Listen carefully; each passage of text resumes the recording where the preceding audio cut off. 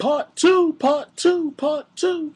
All right, so in the first video, for those of you who have not watched the first video, you need to go do that right now. And before the first video, you need to go watch my spectacular cousin's video. That would be Derrick True Gentleman Wheeler. And his video is Where Have All the Black Role Models Gone? Check that video out. Then check out my response to it, which actually ran 10 minutes, and this is actually the part 2 of that response. Okay, so I identified the problems in the last video. I talked about the feminist movement and how pretty much it's programmed everybody on the face of the planet, or at least in the United States, to a large extent, to think things about masculinity that just ain't true. I've talked about the media. The media's done a great part in eviscerating manhood, period.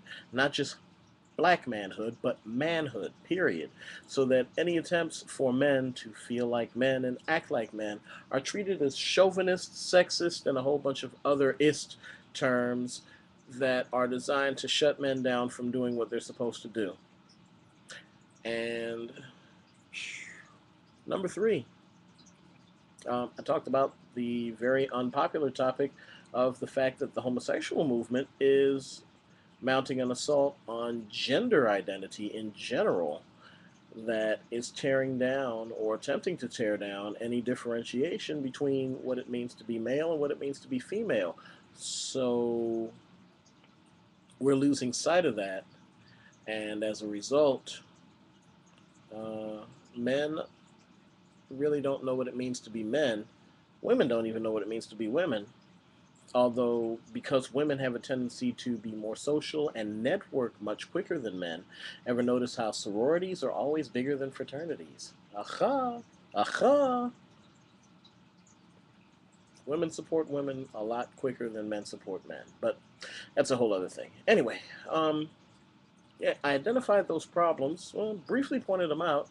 What's the solution? What's it going to take for men to step up? Unfortunately, there's no easy quick fix to this. It took literally somewhere in the neighborhood of 60 to 100 years for this problem to slowly develop. And for those of you watching right now, feminism, as it used to be, as it was originally intended, feminism was a response to chauvinism because there was a lot of chauvinism. Male domination is not masculinity, it's not male leadership. Male domination is wrong. Women are not property. They're not to be treated down as though they are less than men. That isn't the biblical position. And you know, if you've been watching this channel for any length of time, you know I'm always approaching things from a biblical worldview. So everything that I say usually has a biblical worldview behind it that I'll be more than happy to go into with you on the topic. But yeah, male domination is not male headship. What will it take for males to come back to a leading role in society, a good leading role in society, not just I'm in charge, but actually I am leading and leading the way and training others? That's what leadership is. It will take people coming back to men first, men leading the way, coming back to a biblical worldview of what it means to be a man. It will take men, it will take husbands going back to Ephesians chapter 5 and realizing, husbands, love your wives as Christ loved the church and gave himself up for her. That's huge. That means you're not going to be the dude who marries this woman, and as soon as she fixes your dinner wrong, or her feet start smelling, or you realize she has really bad gas and she stinks up the bathroom worse than you, and she likes to pick her nails on the bed, it's not, that stuff is not going to automatically make you fall out of love with this tight sister that you ran into and you met and she was fine and you married her because you loved the way she looked in those jeans and so on and so forth. You'll turn into the type of dude that realizes, this is my wife. I love her. I would die for her. I would jump in front of a bus and push her out the way just to make sure that she's safe because I'm putting her above me. I'm going to lead her. I'm going to love her. I'm going to protect her. Yeah, these are all things that men are supposed to do. When you get back to learning what a man is supposed to be, then you can teach other men. Then you can help reshape the society. Because feminism as a whole is it's filled with many intelligent women. Many intelligent women who would rather see men step up and be men. And they'll even tell you this.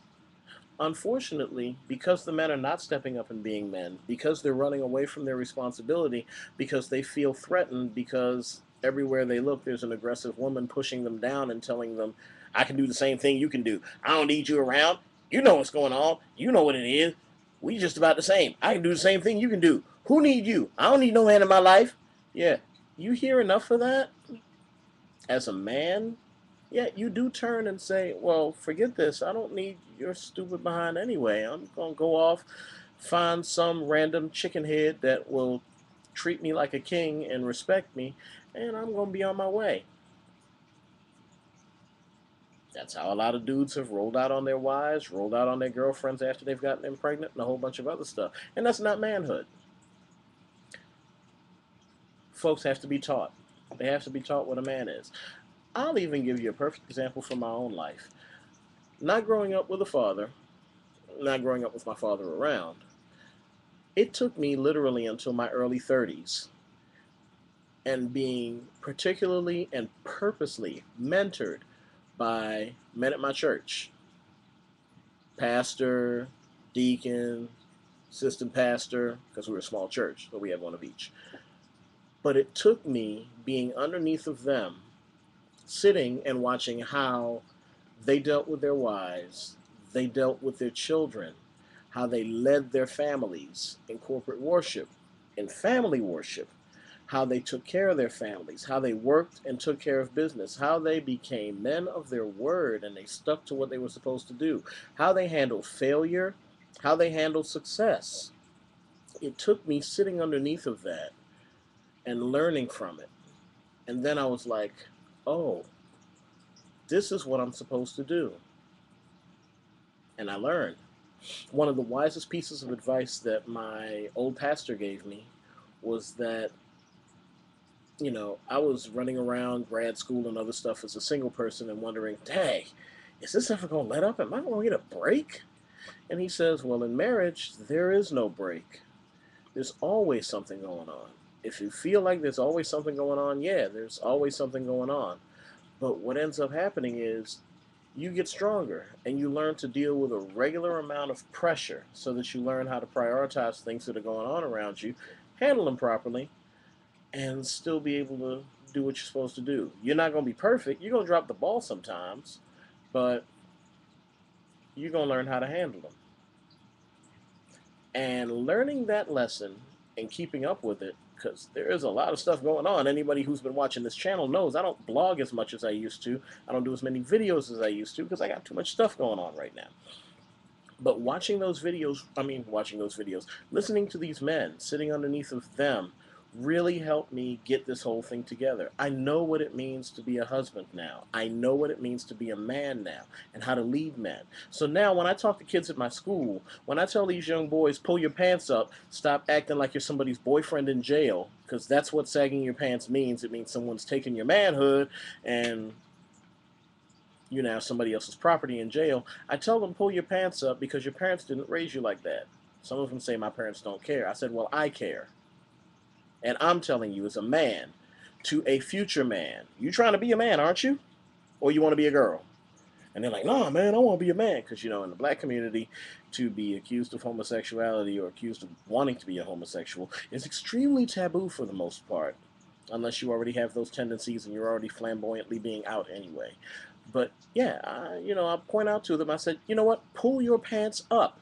You are supposed to be a man. You're supposed to be working toward manhood right now. This don't look man. And after a while of some of the boys seeing it, they start to kind of get it. But they're still fighting against everything they see in the streets, constantly pushing against them. So what will it take for men to step up and be men? A whole lot of prayer, a whole lot of Bible, and a whole lot of time. And a whole lot of patience. So, mentor. That's what I do. Peace.